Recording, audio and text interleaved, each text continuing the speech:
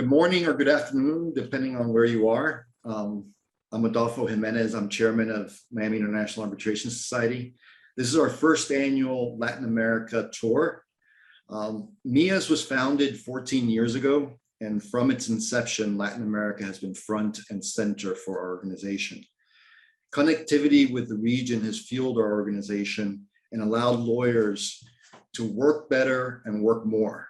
And throughout the region, we've worked consistently and brought lawyers together on a consistent basis.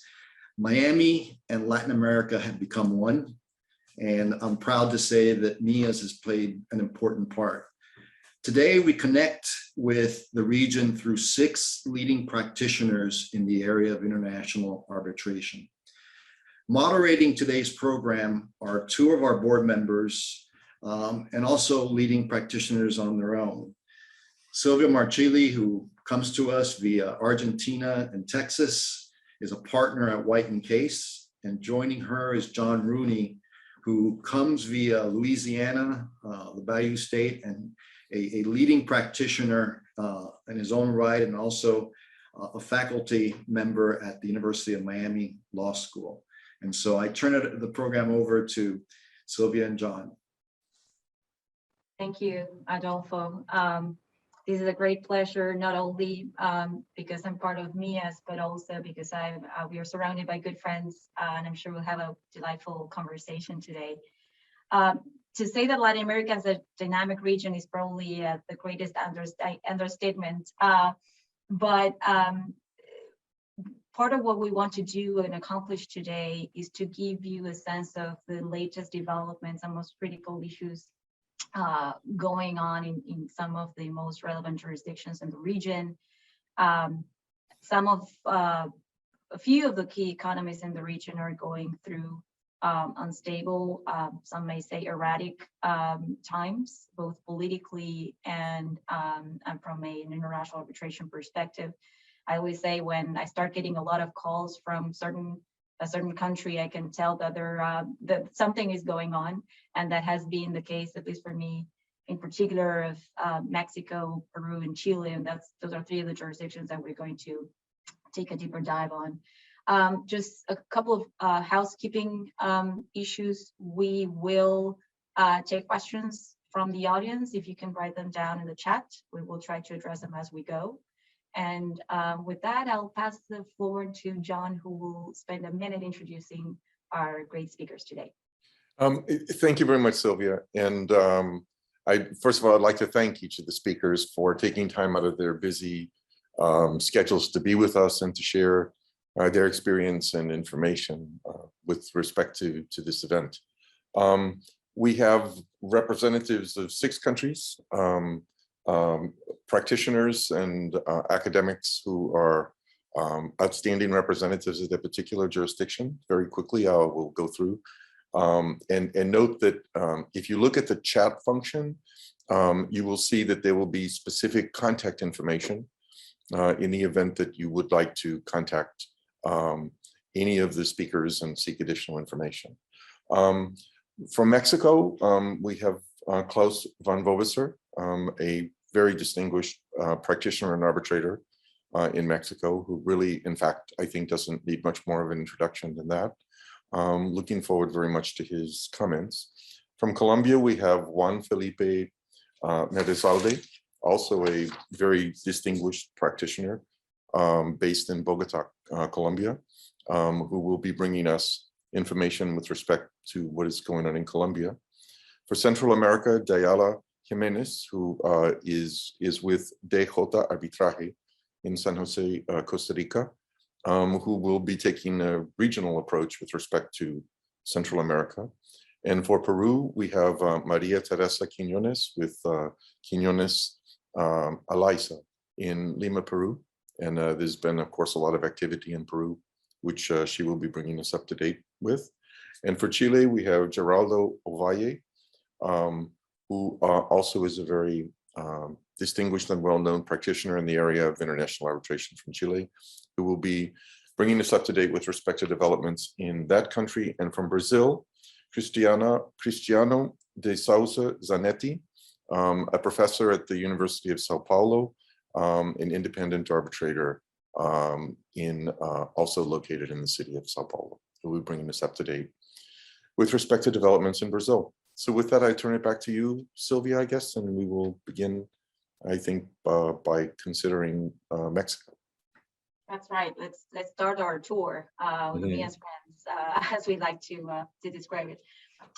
So when thinking about Mexico, it's hard not to think about the recent developments in the energy sector in particular, although the anticipated reforms and existing reforms have been expanding beyond that. But Klaus, you are in a great position to give us an insightful update on what has been going on since last year. It's been over a year since the first measures affecting the power sector were enacted, and of course the anticipated constitutional reform now that will really dismantle the existing regime. It's keeping us, many of us and our clients, quite busy these days. So would you like to start with that, and perhaps we can then take it from there? Yeah, thank you very much, Silvia.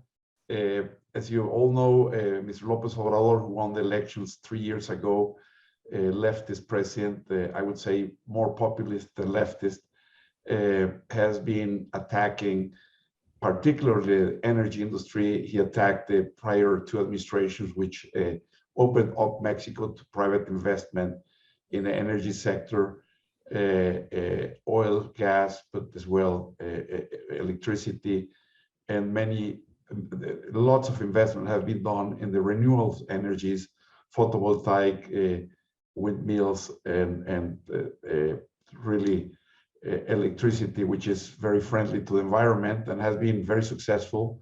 Mexico is a big country, has a great climate, and these companies have been tremendously successful, and they have been able to reduce the price of energy in Mexico, favoring industry and favoring the country.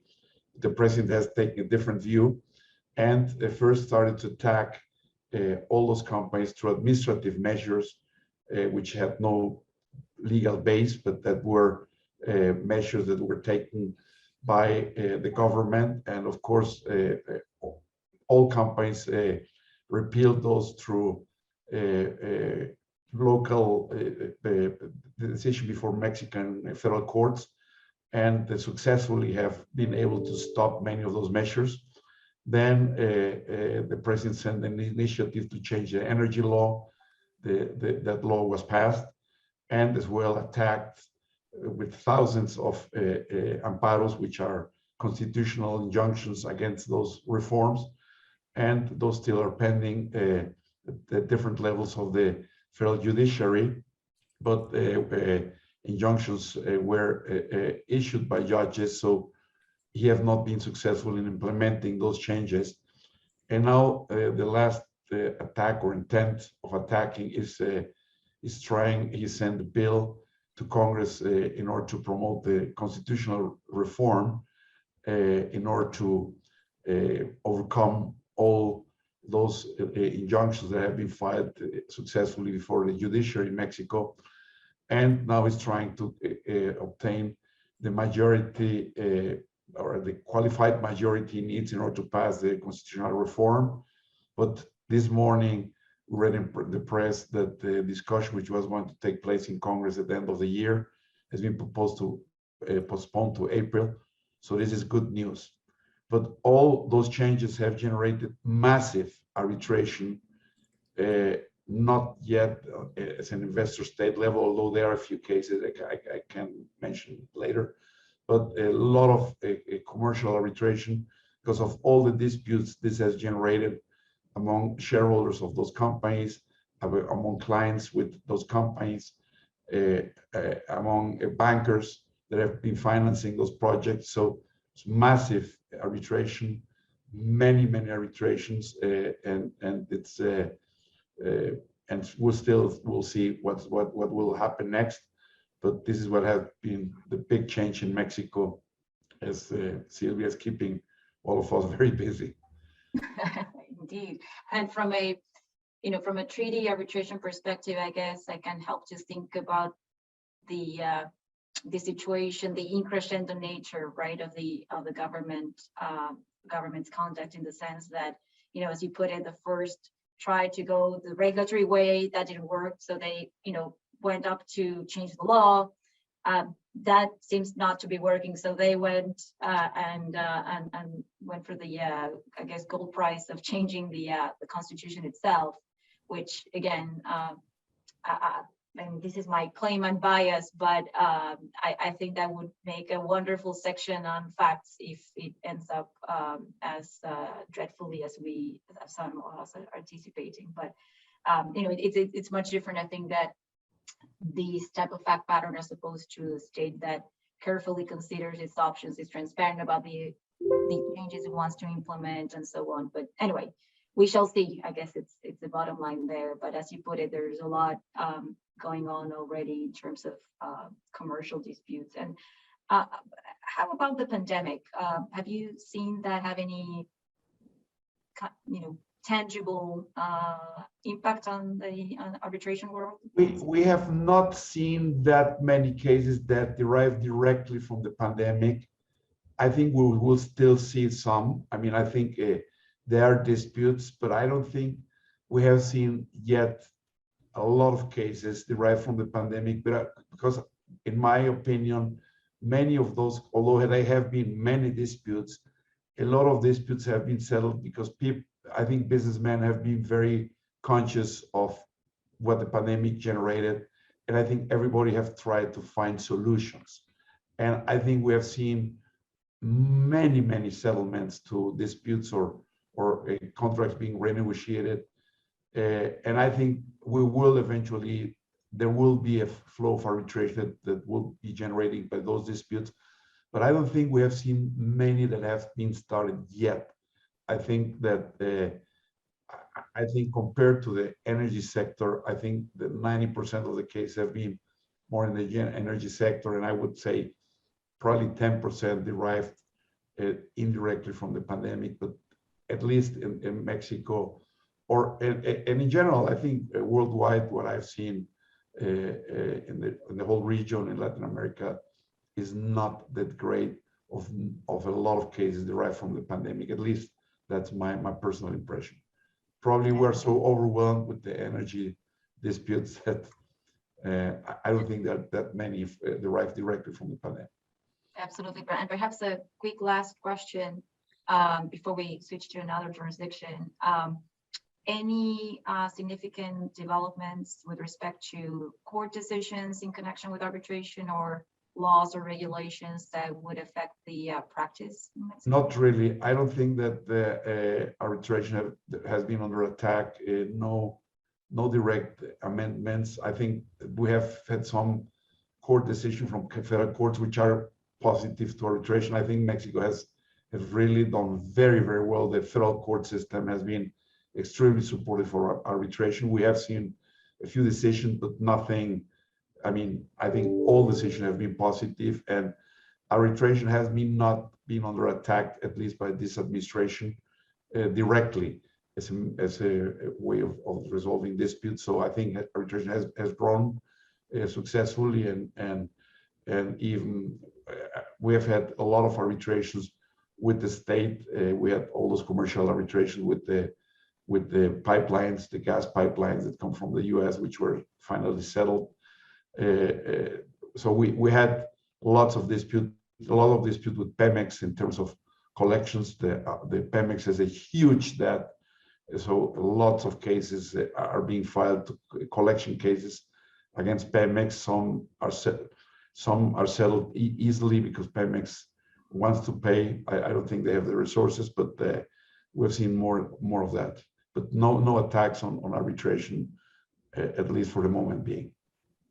I saw somewhere an article that the government was earmarking, I think like 5 times the prior budget for disputes and international disputes. So hopefully that will mean that they will be supportive of. I think 5 times is little, because if the constitutional reform would pass, I don't think it will pass personally.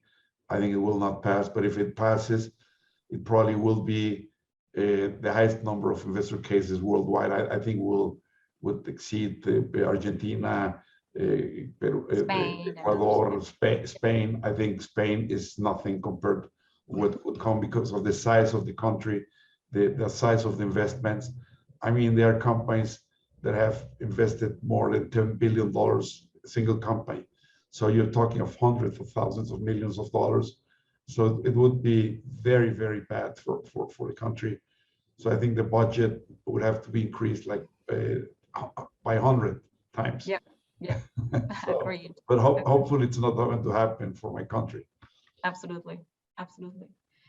So in the interest of time, should we continue our tour? Next stop, Colombia, John? I do think so.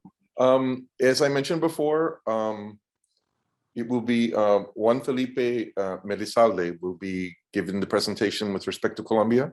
And Juan Felipe, if I could just begin by asking, just in a general sense, if there have been any significant developments in Colombia relating to recent developments relating to international arbitration. Thank you, John. And first of all, I have to thank Mayas and friends for this kind invitation. I also have to apologize. I am the only one who is not wearing a tie. The reason is that I'm traveling and we had a luggage situation. So the good news is that traveling is back. The bad news is that apparently my ties are not. So yes, the answer, John, is there have been many developments in the last 18 months in my country. And let me give you 3 quick updates. The first one is that in July this year, 2021, the Ministry of Justice submitted a bill of law to amend our arbitration statute. As you know, our arbitration statute is a dualist system approved in 2012 that has a domestic chapter and an international chapter. The amendment is mostly for the domestic chapter, but there were some changes in the international one.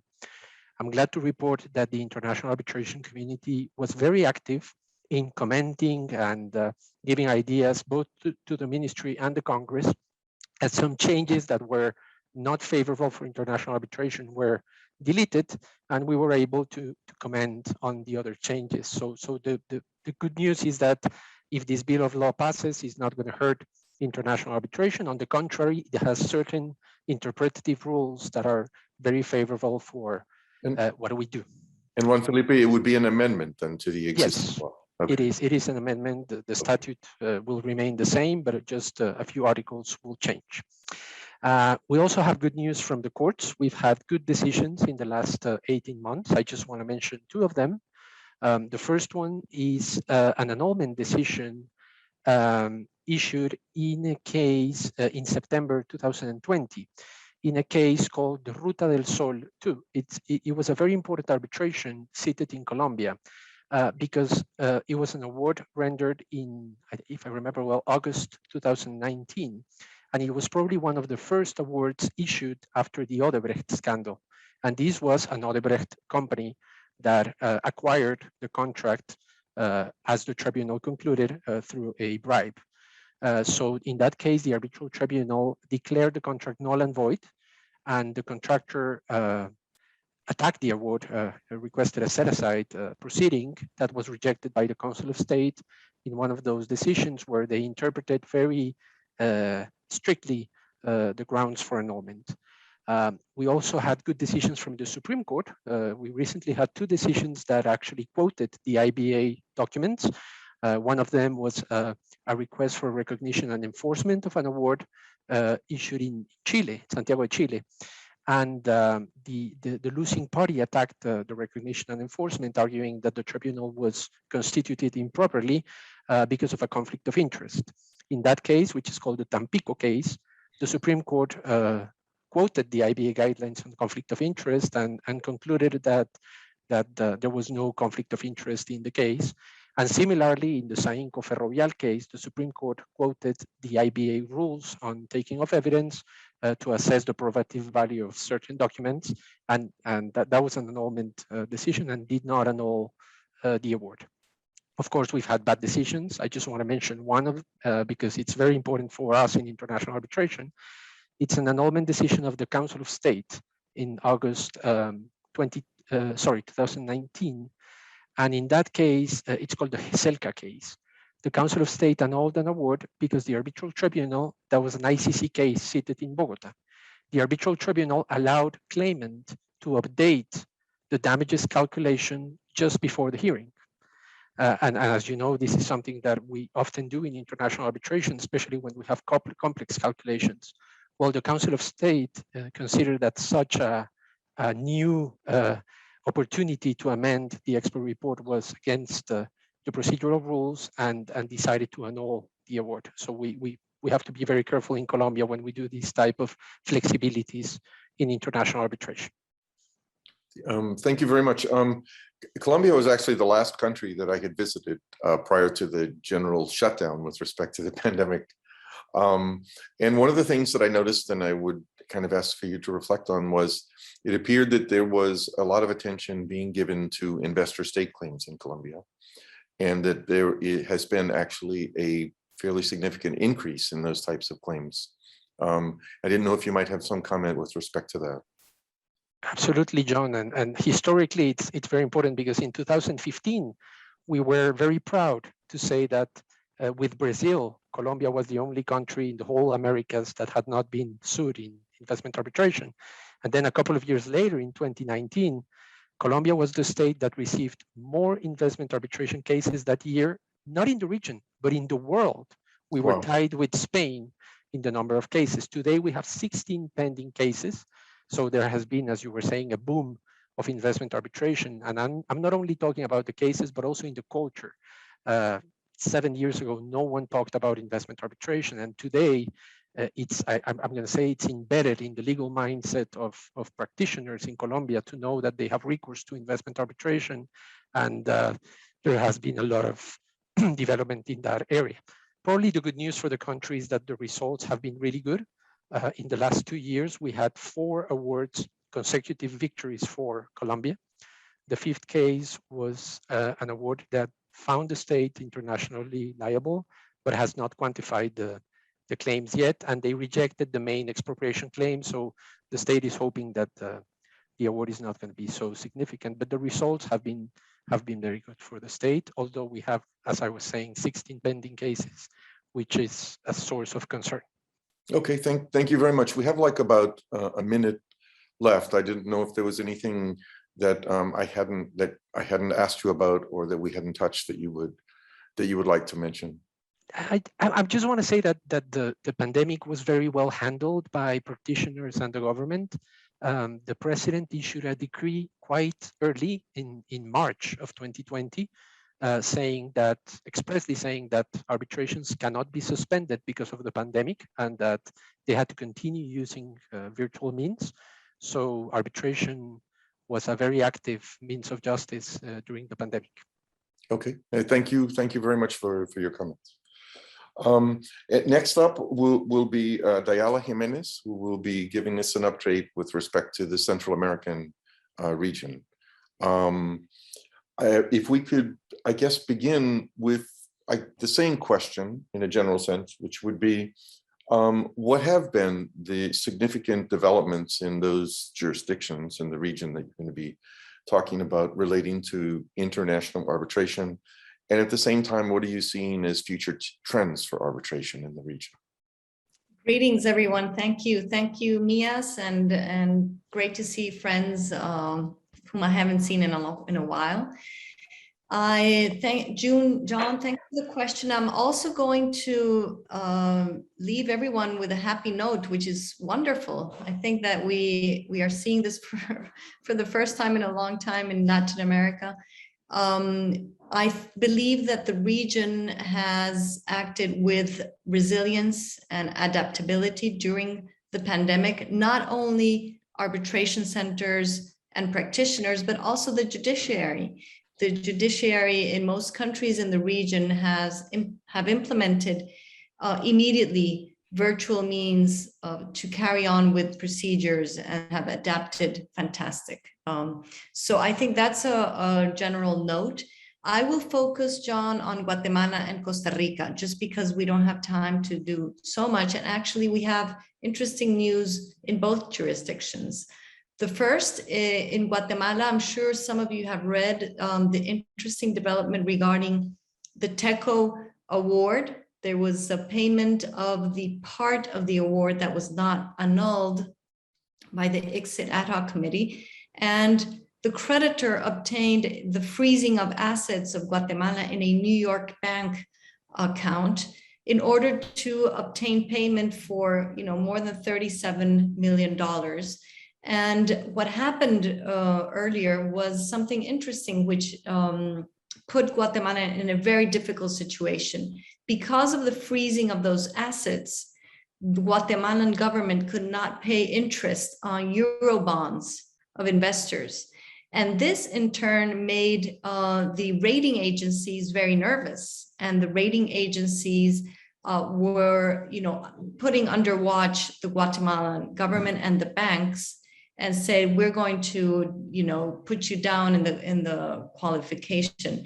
Eventually, Guatemala paid, and the government was quite quick about it, I believe. And what they realized, even in public comments, is that even though the amount was almost the same as a 25% of the increase in our budget for the health ministry to tend to the pandemic, we understood that we needed to pay, that we needed to guard our macroeconomic and our fiscal ability and balance. So that was very interesting case of how public policy, shifts in the spending priorities can allow for payment, and also how good arbitration works internationally. Besides that, I have also good news from the commercial, legislative and judiciary fronts. And not only on the legislature, there was a source of concern for many years, because Guatemala passed the UNCITRAL model law, but they adopted some minor modifications, one of which was that on a setting aside proceeding, the Court of Appeals in charge of setting aside could modify the underlying award. And while this has been used rarely, but it has been used, people are always very nervous about that. You have so much uncertainty as to whether the judiciary will change your award. Even arbitrators, become really nervous about that. So since 2014, there's a bill to modify not only that, but other minor aspects of the award. And finally, that bill had 3 readings and is now good for voting. So it should, the Guatemalan law should eliminate that aspect of the setting aside procedure. The other good news, and to finish with Guatemala, is that recently in September of last year, 2020, the Corte de Constitucionalidad, the Constitutional Court, or decided that a provision in the Ley de Contrataciones and the procurement law of the state that allows arbitration is constitutional. So that is settled, and that is fantastic news for private parties entering into contracts with the state agencies. And moving to Costa Rica very briefly before answering your second question, John, as to what I'm seeing in the future, just 2 new cases, exit cases against Costa Rica, just as we had finished the ones that were in the pipeline. We have 2 new cases, one against the state, but against actions from the same state entity, the state-owned electric or utility entity, Instituto Costarricense de Electricidad.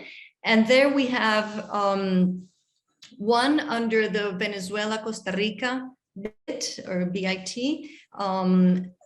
because of the non-renewal of a contract for distribution of mobile cell phones in the country.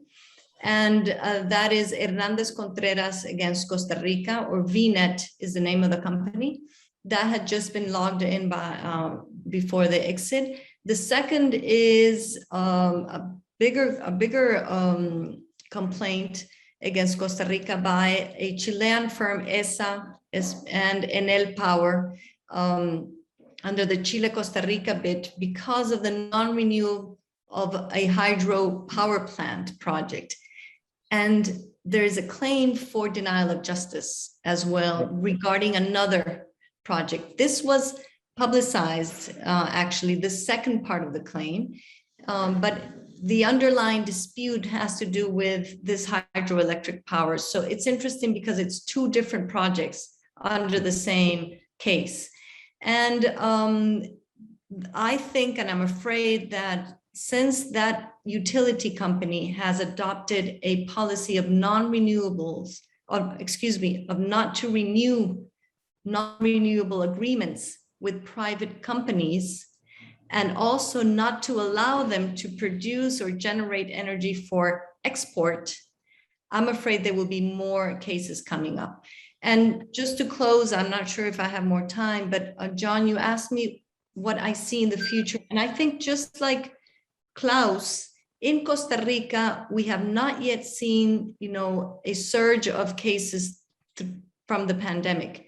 In Guatemala, one center has already increased its caseload by 30%, due mostly to contracts being not being breached by the pandemic, by restrictions. Mm-hmm. And this is what I see. I see two potential surges of cases. One, just private contracts that are being affected, or even contracts with the state that are being affected by the pandemic generally, but also measures that the states have taken, that governments have adopted, that can be, be used as complaints by companies. In Costa Rica, we don't have, the situation we have in Peru, where the tolls were frozen for a while, and we don't have that many concession agreements. The state-owned utilities or entities are still involved in the economy. But I do see that as a possibility of pandemic effect. And the other is the container crisis. We have a huge supply chain crisis in the whole world, and this will definitely affect everyone. Because that, whether force majeure can work and can be triggered is a big, big question. And it will depend on, not only the legal frameworks of the countries, the contracts, the insurance. And I see the container crisis as a big, big potential, cause for a lot of great observation, I think, a very good observation. And that's one of those points, I think, not particular just to your region, but I think it's something obviously with worldwide implications global as well. Yeah, I think it's global, and I think the whole shipping business and the whole, antitrust, this is a huge area of the law that I'm sure will be developed thanks to the pandemic. Okay, thank you very much for that report. I think it was very, very interesting and very timely. And with that, I think I can turn the microphone back to Sylvia, and I think Peru is next up, I believe. Right, let's start going south. Yes. Hopefully not metaphorically, but just Maria Teresa, we know that you've been involved in many cases involving the state. Of course, here's my bias again in investor state arbitration, starting with that question. But of course, some of the recent announcements and initiatives and the back and forth of the government, especially in connection with the Camisea project and the natural gas in general, has raised some eyebrows, to put it mildly. Any comments there in terms of the potential implications from an arbitration perspective? Well, thank you, Sylvia, and thank you to Mia for this opportunity. And also commenting on these issues that Yala mentioned before, the tolls frozen, no? Because maybe we can start also with that. Because of the pandemic, the Congress passed a law freezing the tolls charged by the concessionaires, the road concessionaires. But that was brought to the Constitutional Tribunal, and the Constitutional Tribunal, and that's the good news, declared that law was unconstitutional because concession contracts in Peru are, there is this special category of contract law that according to the Peruvian constitution cannot be amended even by Congress, cannot be modified or changed by Congress. So this is a guarantee to contracts executed by the state that has this quality, and the Constitutional Tribunal declared that about these road contracts. So this freezing of tolls was ended. So that was a good thing, because we believe, well, that might be brought to international arbitration otherwise. So that's the good news. The bad news is, as we all know, we have a new president, we have a new administration. It is very leftist oriented. I was listening to Klaus when he was explaining the situation in Mexico, and I'm afraid that a similar situation, we must endure a similar situation in Peru. Just 1 week ago, President Castillo announced that he has announced that he will propose the Congress to pass a law either nationalizing or extending state control over the most important natural gas field investment in Peru. That's the Camisea project. That's a $6.5 billion investment.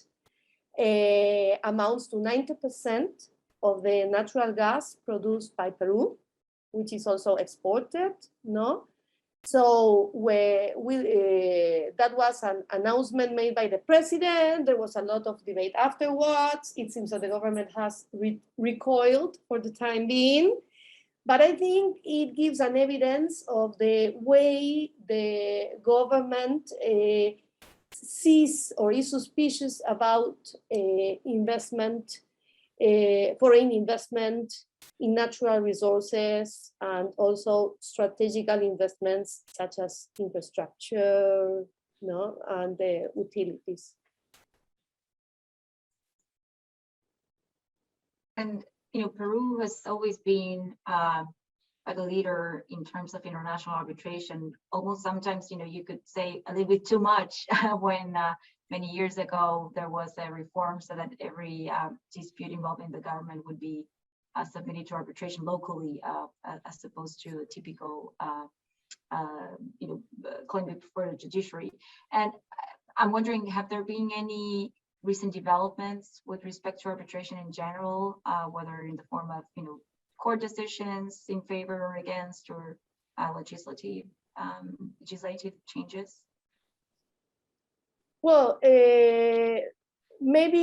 that is something good. We have not had unfavorable decisions. On the contrary, like the case I just mentioned about the Constitutional Tribunal. And also one good thing also was that arbitration centers in Peru have been acting very fast in order to update the rules and be able to adapt to this new this new normal situation that we are facing nowadays, no? Even like the AmCham Peru Arbitration Center, and I have the honor to be a member of the court, has recently approved new regulations aimed at adopting the best international practices relating to multi-contract arbitration, multi-party arbitration, prima facie decisions. But all arbitration centers have adopted all these new virtual settings for hearings and documents and memorial submissions, and they have been widely accepted. None of them have been contested. And also, even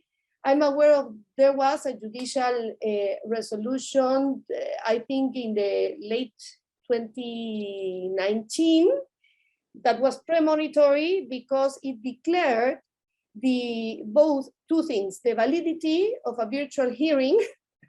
So that's good. The court has already acknowledged the validity of, actually the courts are also holding virtual hearings right now.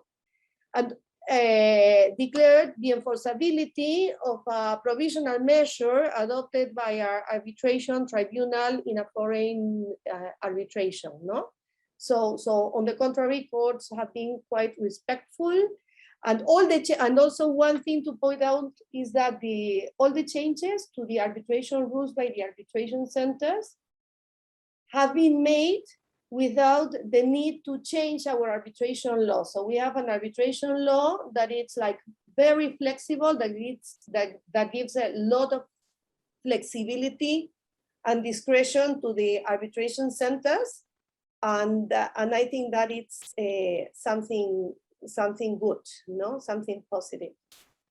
Absolutely. Perhaps just in 1 minute, any comments as to what the future may hold in Peru for arbitration? Okay, in 1 minute, I'll try to do that.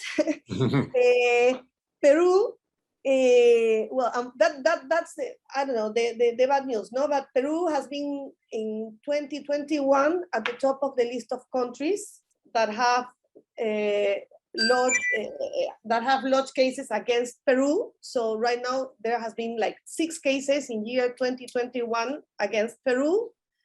It has 19 cases at exit pending, no, relating to mining, to the mining industry, relating to infrastructure, port terminals, the metro, no, roads. In my view, these conflicts will increase. I think, like in Mexico, if the intents to change the constitution by this government succeed, then we'll see a lot of arbitration, because one of their proposals is to change Article 62 of the Constitution, and Article 62 is the one that protects contracts from being amended or changed by the state. And they want to change specifically that article, so they will be able to change contracts, change tariffs, set conditions under emergency circumstances. So if that happens, of course, a lot of arbitration, we will see a lot of domestic and international arbitration. So in my view, things unfortunately are going to scale in the international arbitration arena. Thank you, Maria Teresa. And switching gears, again, going further south, Gerardo will discuss Chile and changes. That's a good segue to focus on Chile now. We've seen the uncertainty resulting from the constitutional reform that is currently ongoing. Some measures already directly affecting the pension funds. The firm have already quite a few matters in connection with that. Should we start there as our first stop in Chile? Yes. Thank you so much, Silvia, and thank you so much to Mias for this invitation. Well, we are in the same side that Mexico and Peru in connection with investor-state disputes. They have increased for sure in Chile. During its time at exit, Chile had only 5 cases, just 5 cases, in one of which, by the way, panelist Klaus Von Vovisser was the president of the Arbitration Tribunal. But going back to your question, we're talking about 5 cases, and during 2021, however, 2 requests for arbitrations were filed against Chile at exit, 2 requests for arbitration. One of them relates to the construction of a transmission line, and the other one relates to the construction of new buildings for the Santiago International Airport. But in addition, and this is very important, and here I go with your question, is we should be note that the Chilean Congress, they amended the constitution, invoking the need to mitigate the economic effects of the pandemic. And they allow the withdrawal of pension funds, including, and this is crucial, the ones held by the insurance company due to life annuity contracts. So, international insurance company established in Chile, like Zurich, MetLife, Principal, and Ohio, consider that these laws, this amendment of the constitution affected the rights under the existing BITs, and therefore during 2021, they requested the commencement of 4 consultation process with Chile.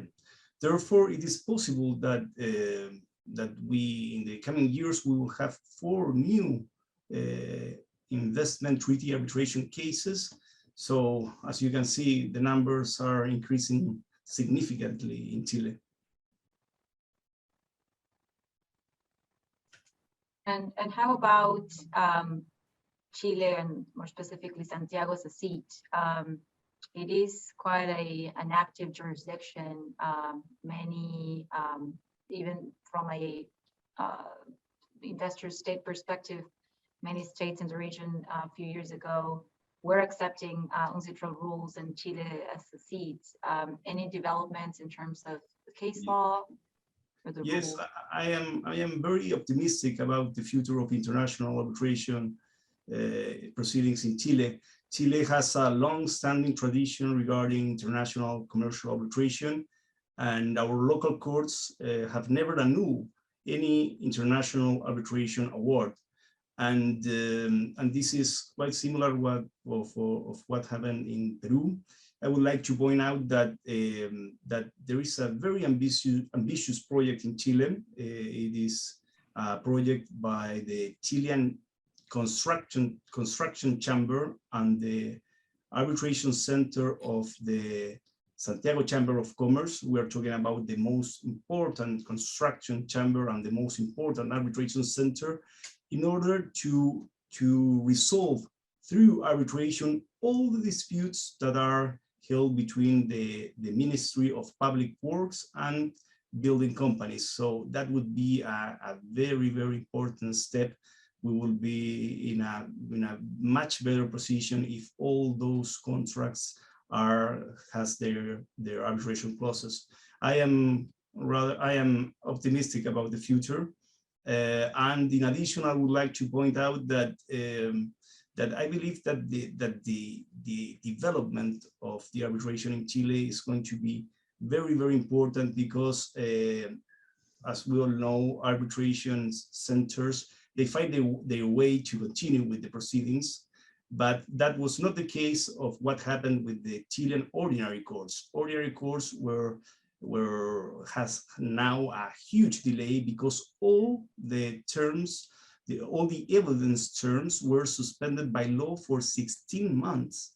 So now the delay is very important, and the restart process is having many complications. So I believe that this will cause this comparison between what happened with the arbitration proceedings and what happened with the civil courts will make lawyers and companies to opt for arbitration clauses in all the new contracts. So I believe that the development that this would make in the Chilean arbitration file, both domestic and international, is going to be very, very important.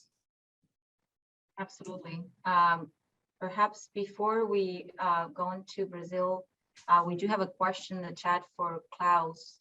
Klaus, Chris Garvey asks you, can you comment on the climate for enforcement of investor state arbitrations in Mexico and any recent trends?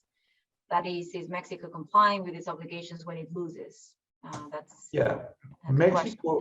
Mexico traditionally has honored all the awards. There have not been, as far as I know, recent decisions with the new government in the last 3 years, or at least that I know, that have not been honored. But traditionally, Mexico has paid all the awards it lost, and that was a policy of the prior government. We have not had a case yet. I suspect that probably López Obrador would not honor, and we have had Pemex and CFE not honoring awards, and we have been successful. I've been representing clients that have collected awards in New York, of course, with colleagues from New York litigating the case before the courts in New York. But so traditionally Mexico has paid, but the federal government has paid automatically, and the entities such as Pemex and CFEs often have the awards have been enforced outside of Mexico. But I suspect that this government probably would not honor awards, and so we'll see what happens going forward. But so far we have not had a case. Thank you. Thank you for the question. Thank you, Sylvia. Of course. John, last Yes. stop. Thank you. Last but not least, the largest country in the region, Brazil. Cristiano Zanetti is going to be bringing us up to date with respect to developments. He was kind enough to circulate in advance to the panelists and organizers some points that he considered to be important, and I'm going to ask him to develop those. One of them, what I understand, is that there is the possibility of an amendment to the Brazilian arbitration law.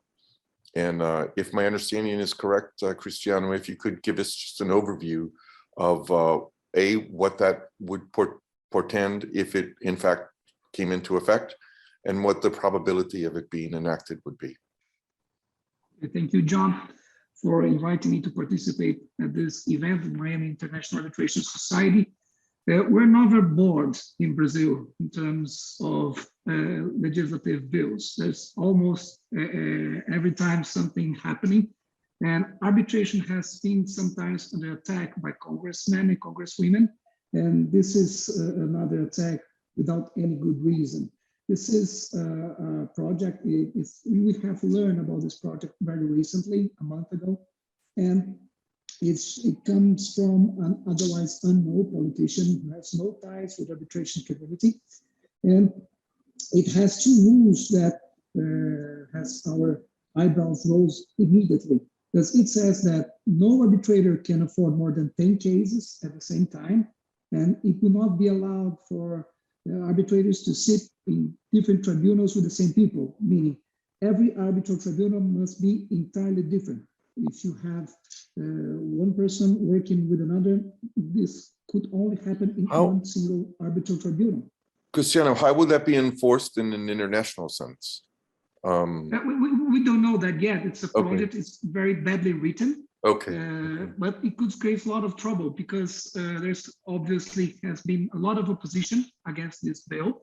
And the Brazilian Committee of Arbitration has already sent a note and is trying to meet this congressman to show that this is completely absurd, that all other entities are against this project. So I don't think it will pass, but we have to be careful. We don't know what happens in our countries. Latin America is sometimes an unstable region, and this is a complete disaster.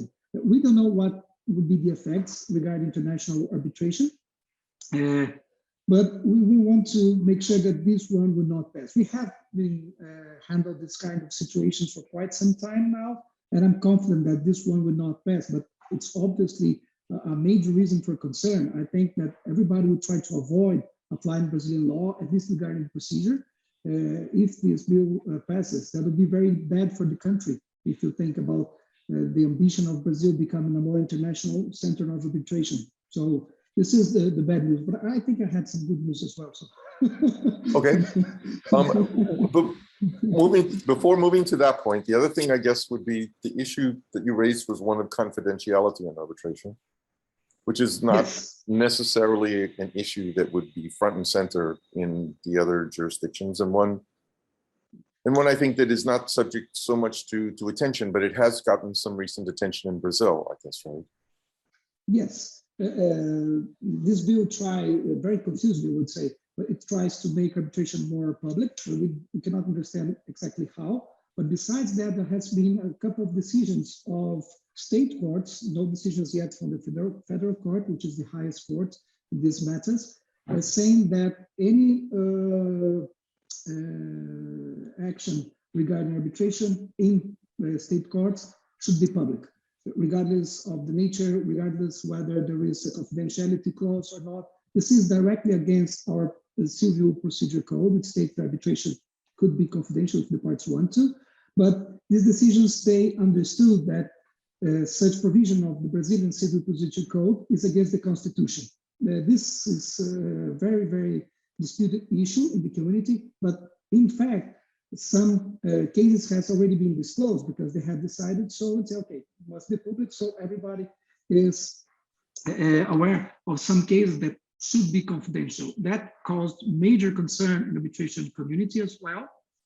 And then what happened is that people are considering very strongly to use more arbitration, the emergency procedure arbitration, emergency arbitrators, I mean, because they do not want to share their information, especially at the beginning of cases. So sometimes they do not mind to share the outcome, although they're not enthusiastic of that, but to share information at the beginning of a case, and share information that a dispute is beginning between A and B. This is bad news for private entities, and sometimes for the state as well. So what people are considering very, very strongly these days is to use emergency arbitrators, which is allowed for the ICC, as everybody knows, but also for other Brazilian arbitration institutions. Okay, excellent. And then moving on, I guess, to what you said was also the good news, if you'd like to. I have to share some good news. I'm the last one speaking, so I do not to end in a low note. I want to be a high note. So these are, I would say, problems that we're facing right now. But I think they're minor problems, and I think we'll overcome both of them. I do not think that this bill will pass. I would be very surprised if it would. And I think this line of reasoning stating that all arbitrations must be public while in judicial courts is wrong, and I think will not prevail. But what is important, and sometimes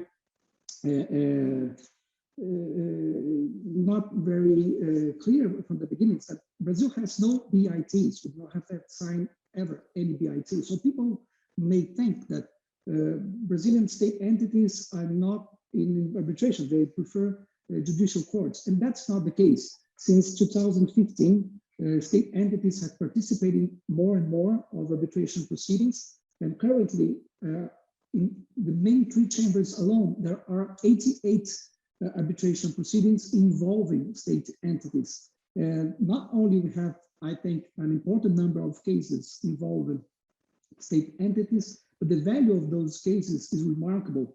I do not have the whole figures, and this is just a rough number that I received in my research, but in the ICC alone, we have disputes concerning the state that amount to $7.8 billion US.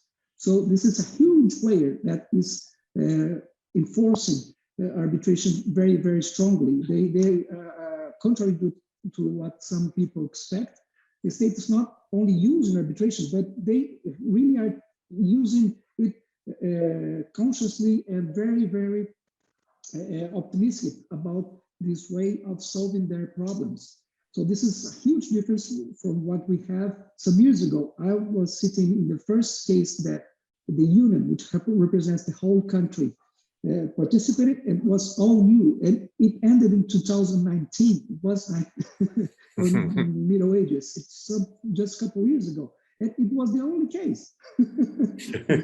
Now we have 88, and the numbers are important. The public lawyers are well prepared. So this is a trend that has been confirmed, and I think this is very relevant because although we do not have a BIT, we do have a lot of disputes with the states from one side and private investors from the other side, and that has been running smoothly.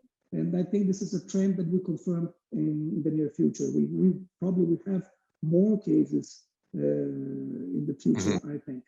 Perfect. Well, Cristiano, you landed the plane exactly on time. So yeah, I tried to. You did. so thank you very much for your presentation, and that brings us to the end of the reports, the 6 reports that constitute the program.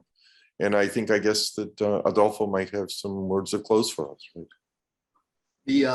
So I think we've covered the questions that were posed. I first and foremost want to thank the panelists yes, for these excellent updates that you each provided. It's been a really wonderful overview of the situation in Latin America. I want to thank the moderators who put a lot of work into organizing and putting this together and getting a great group of people who have provided a lot of valuable information. We're leaving here with a good sense of what the state of international arbitration is in Latin America. I find it very, very dangerous to suggest that you can generalize the region. It's a very diverse region, but what struck me from these presentations is there's a fair amount of commonality from country to country. We're seeing a lot of pressure and tension coming towards the energy sector and in particular the utilities. We're seeing in most jurisdictions an increase in constitutional changes or reform or legislative changes that seems to be affecting each of the countries and regions that we were with. I'm struck by the fact that generally the reports, what my takeaway anyway, is that courts are coming a long way towards being positive and supporting international arbitration for the most part from country to country. And so it's a lot of takeaways from this program. You each provided so much valuable information. Fortunately, the program is recorded and will be posted on the MIA's website. It's mias.org. So it should be posted in just a few days. It's I know that from my vantage point, it's just a very good way of getting solid update and information in just 60 minutes. And so thank you again. Thank you for all of you who attended. This has been very, very valuable and we really appreciate your participation. Have a good day.